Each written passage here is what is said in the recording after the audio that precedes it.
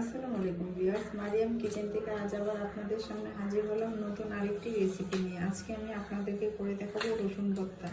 চলুন তাহলে রেসিপিটি শুরু করি। আমি এখানে দিয়ে দিচ্ছি রসুন।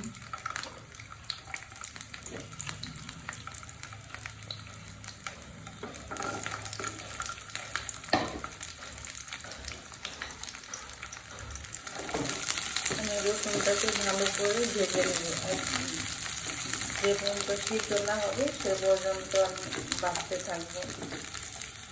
আর এই পর্যায়ে আমি ঢাকনা দিয়ে দিব। ঢাকনা দিয়ে দিলে রসুনটা দ্রুত সিদ্ধ হয়ে যাবে। ঢাকনাটা দিয়ে দিচ্ছি।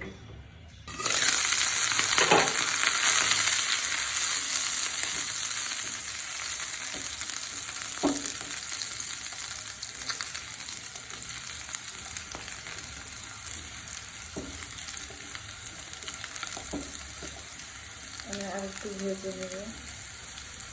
কিছু কিছু রসুন এখনো হয়নি, আরেকটা হবে।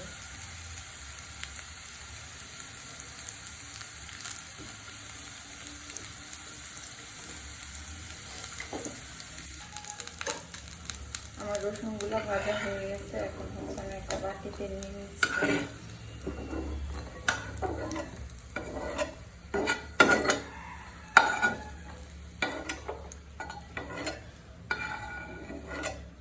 আমি এই তেলে মরিচগুলো ভেজে নেব।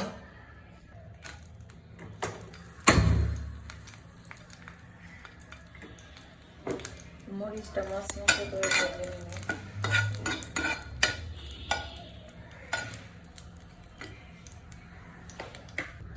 আমি এখন পেঁয়াজগুলোকে জাস্ট একটু ভেজে নেব, যাতে কাঁচা ভাবটা না থাকে।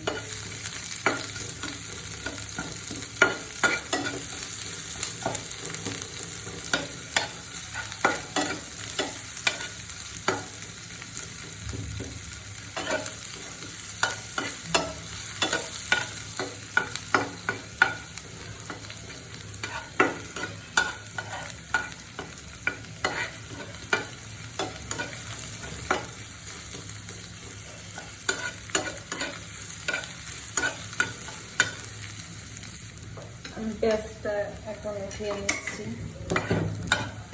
মরিচটা উঠিয়ে নিচ্ছি।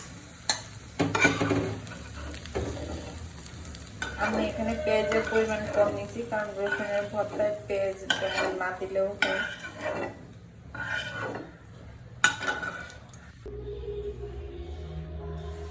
আমি শুকনো মরিচটা নিয়ে নিলাম বাটিতে, আর নিয়ে নিচ্ছি লবণ।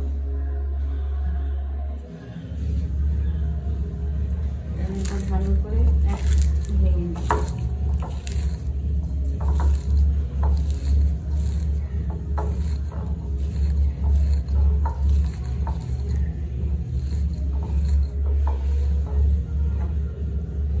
এখন দিয়ে দিচ্ছি পেঁয়াজ।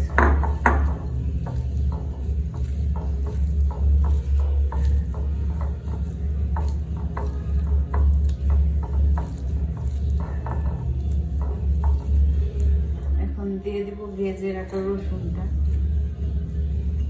রসুনটা হাত দিয়ে সুন্দর করে থেতো করে নিচ্ছি।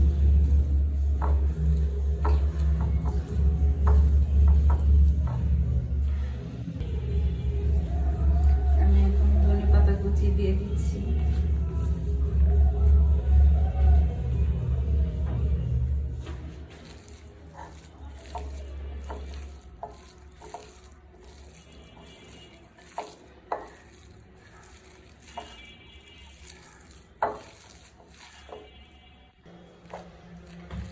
ভর্তাটা হয়ে গেছে। এখন হচ্ছে আমি একটা বাটিতে উঠিয়ে নিচ্ছি।